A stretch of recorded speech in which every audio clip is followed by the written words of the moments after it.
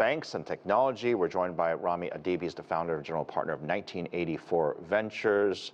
Appreciate you coming on the show.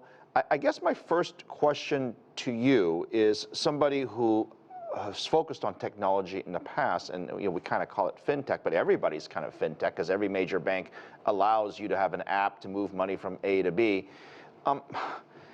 Did this bank run on SVB surprise you?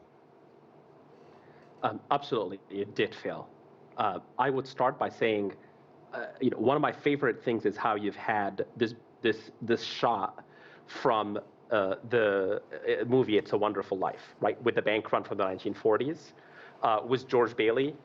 And there, you see so much friction involved in a traditional bank run.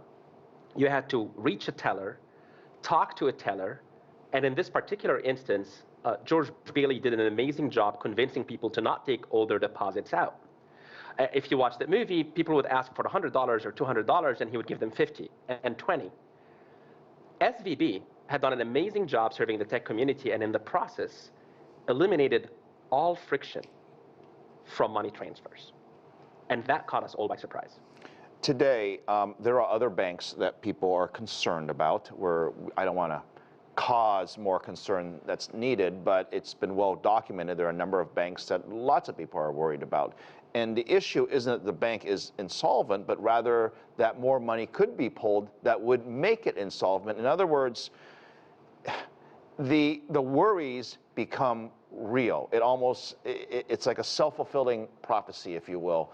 And I don't know how you could stop that. People are free to share whatever they want on social media, whether it's true or fake. I could make a tweet tomorrow and say XYZ company is going bankrupt.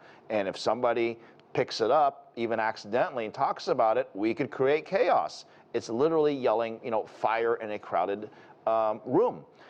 How do you prevent that? So I think the reality is technology has put what is a very innate, human instinct, which is fear and paranoia, but put it in warp speed. Like what happened with SVB is you mentioned the stats, right? We took out $42 billion in a matter of hours. That is 25% of the entire deposits in the bank were pulled out within 2 or 3 hours. But let's take a step back and imagine if we had a pause, if we had just spent one night where people took a breather, if the next morning 4 or 5 prominent venture capitalists went out on TV with the president of SVB and told all their companies, hey, we're standing behind this bank, you don't need to pull your money out. If we gave people a time to react responsibly, I do believe the bank would not have failed. But you just you said responsibly. We know that's not going to happen in a short period of time because everyone runs around like crazy. Why can't the Federal Reserve or the FDIC or a number of other institutions say, look, your deposits, whatever it may be in the bank, is going to be backed by the U.S. government, period. Then that eliminates the fear of having a bank run. The only reason you're going to the bank to move the money is because you're worried you're going to lose your money, right? If you didn't have the worry of losing the money because your money is insured or protected, bank runs would never happen. So certainly a full government guarantee of all deposits above $250,000 is certainly a sure way to stop social contagion. That is outside of my control and outside of many of ours control. But separately, I think another approach is to instill some of the same mechanisms that exist, for example, in the stock market today. Right? The stock market is very liquid, so we have installed circuit breakers. Right? A stock drops 7% in a matter of time. We take a few minutes of a breaker, and then if it drops more, there is a circuit breaker, and then you don't trade at night. Right? And I think the challenge is with online banking and social media, you can do a bank run on the entire deposits of a bank before the sun sets. Right, so which is my point, though.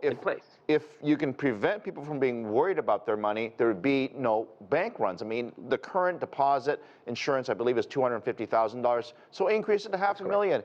increase it to $1 million. The marginal fees to the banks would be tiny, but you know what? It would reinstill confidence in the system. It would protect the depositors, which is exactly what we want. We're supposed to be protecting the same people that ultimately are responsible for the banks making any money, because without deposits, the banks can't loan any money. So this kind of hits 2 or 3 birds with one stone. I don't understand why our leaders or regulators aren't seriously looking at this and executing. It would be a very simple solution that would solve 90% of the issues that we're talking about. And yes, bad banks can still fail, and that's great, but the depositors shouldn't pay the penalty.